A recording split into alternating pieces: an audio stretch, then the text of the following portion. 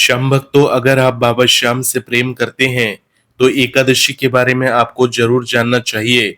आने वाली एकादशी का नाम है देवशयनी एकादशी। वो पावन रात्रि जब स्वयं भगवान विष्णु योग निद्रा में चले जाते हैं और बदल जाती है पूरे संसार की आध्यात्मिक धारा।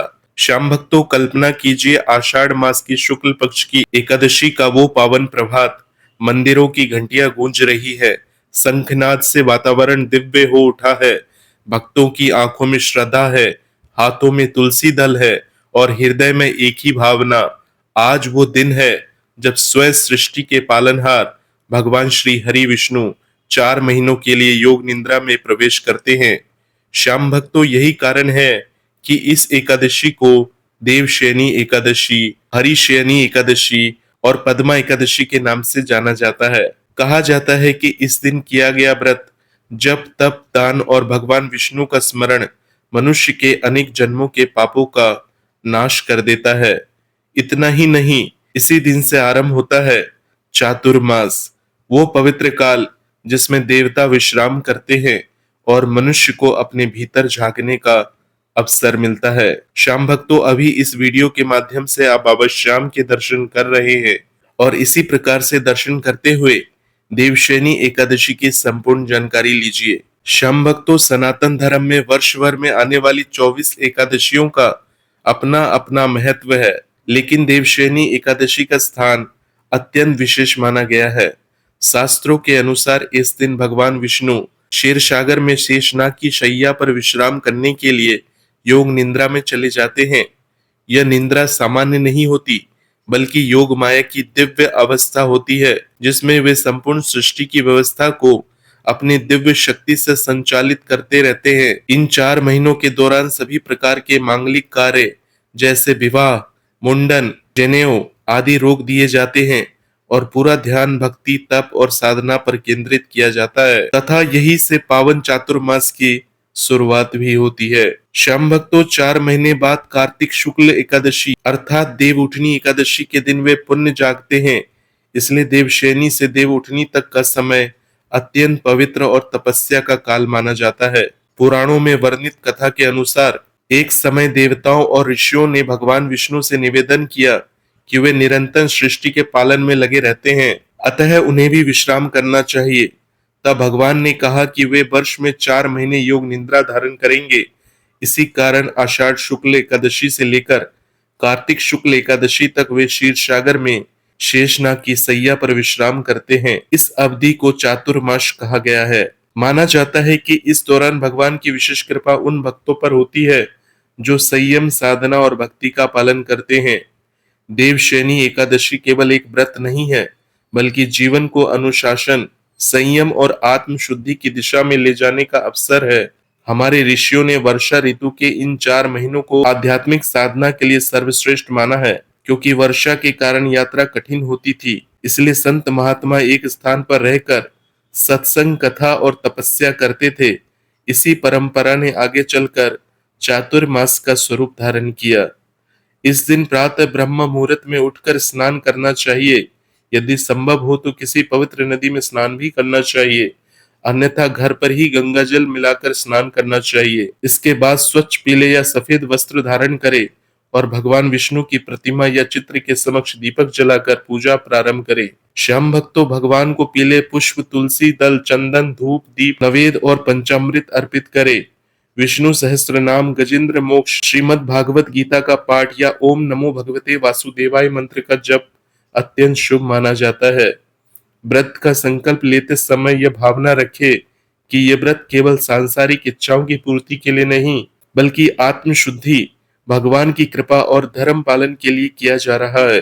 श्रद्धा ही इस व्रत की सबसे बड़ी शक्ति है। यदि स्वास्थ्य अनुमति दे तो निर्जल व्रत रखे, अन्यथा फलाहार या सात्विक आहार के साथ भी व्रत किया जा सकता है। भगवान भाव के भूखे हैं, कठोरता के नहीं। देवशयनी एकादशी पर तुलसी का विशेष महत्व है। भगवान विष्णु की पूजा तुलसी दल के बिना अधूरी मानी जाती है। ऐसा विश्वास है कि तुलसी माता स्वयं लक्ष्मी का स्वरूप है। इसलिए इस दिन तुलसी के पौधे के सामने दीपक जलाना और उसकी परिक्रमा करना अत्यंत पुण्यदायक माना गया है। इस दिन दान का भी विशेष महत्व बताया गया है। अन्न दान, जल दान, वस्त्र दान, छाता, जूते, फल, दक्षिणा और गो सेवा का विशेष फल मिलता है। श्याम भक्तों, शास्त्रों में कहा गया है कि इस दिन किया गया दान कई गुना फल प्रदान करता है, क्योंकि यह भगवान विष्णु को समर्पित होता है। यदि सामर्थ्य कम हो तो एक रोटी किसी भूखे को खिलाना भी उतना ही महान पुण्य माना गया है। श्याम भक्तों, देवशयनी एकादशी से ही मांगलिक कार्यों पर विराम लग जाता है। विवाह, गृह प्रवेश, मुंडन और अन्य शुभ संस्कार सामान्यतः इस अवधि में नहीं किए जाते, जैसे कि हमने पहले ही आपको बताया। इसका कारण केवल धार्मिक मान्यता ही नहीं, बल्कि ये भी है कि यह समय आत्मचिंतन, संयम और साधना का काल है। जब भगवान स्वयं योग निद्रा में है, तब मनुष्य को भी बाहरी उत्सवों से अधिक अपने भीतर के उत्सव को जगाना चाहिए। कहा जाता है कि इस एकादशी का व्रत करने वाला व्यक्ति अकाल मृत्यु के भय से मुक्त रहता है, उसके जीवन में सुख समृद्धि आती है, परिवार में शांति बनी रहती है और भगवान विष्णु तथा माता लक्ष्मी की विशेष कृपा प्राप्त होती है। अनेक पुराणों में उल्लेख है कि जो भक्त श्रद्धा पूर्वक देवशयनी एकादशी का व्रत करता है, उसे अंत समय में विष्णु लोक की प्राप्ति होती है। आज के समय में जब जीवन तनाव, भागदौड़ और भौतिक इच्छाओं से घिर गया है, तब देवशयनी एकादशी हमें एक गहरा संदेश देती है।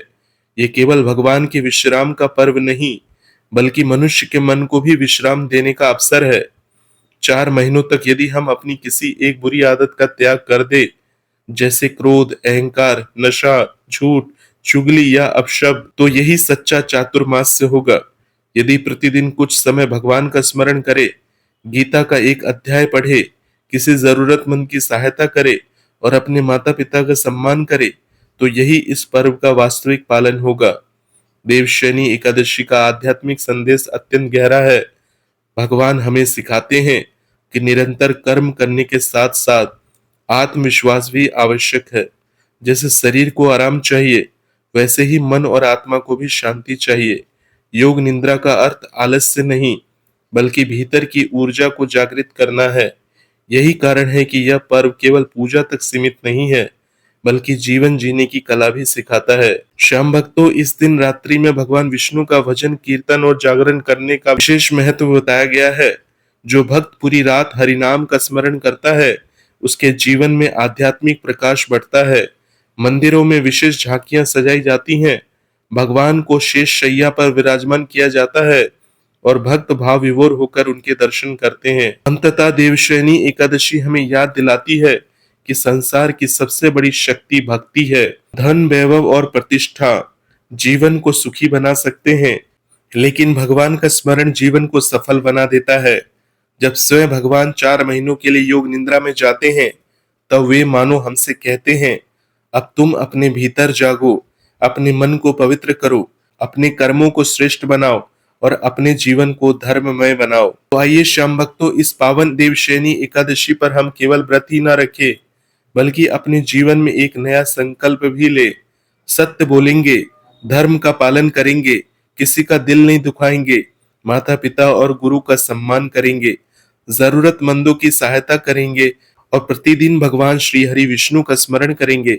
साथ ही बाबा श्याम का भी ध्यान करेंगे, क्योंकि जिस हृदय में भगवान का नाम बस जाता है, वहां से भय, दुख और अंधकार अपने आप दूर हो जाते हैं। तो चलिए श्याम भक्तों, अब आपको बता दे, साल 2026 में देवशयनी एकादशी का व्रत कब रखा जाएगा और इस व्रत का पारण कब किया जाएगा। देवशयनी एकादशी की जो शुरुआत हो रही है, वो 24 जुलाई 2026 दिन शुक्रवार सुबह 9:12 से हो रही है और इस एकादशी तिथि की समाप्ति 25 जुलाई 2026 को सुबह 11:34 पर हो रही है। तो श्याम भक्तों, उदया तिथि के अनुसार देवशयनी एकादशी का जो व्रत है, वो 25 जुलाई 2026 दिन शनिवार के दिन रखा जाएगा और इस व्रत का जो पारण है, अर्थात व्रत खोलने का जो समय है, वो 26 जुलाई 2026 दिन रविवार सुबह लगभग 5:40 से लेकर सुबह के 8:22 तक आप इस व्रत को खोल सकते हैं।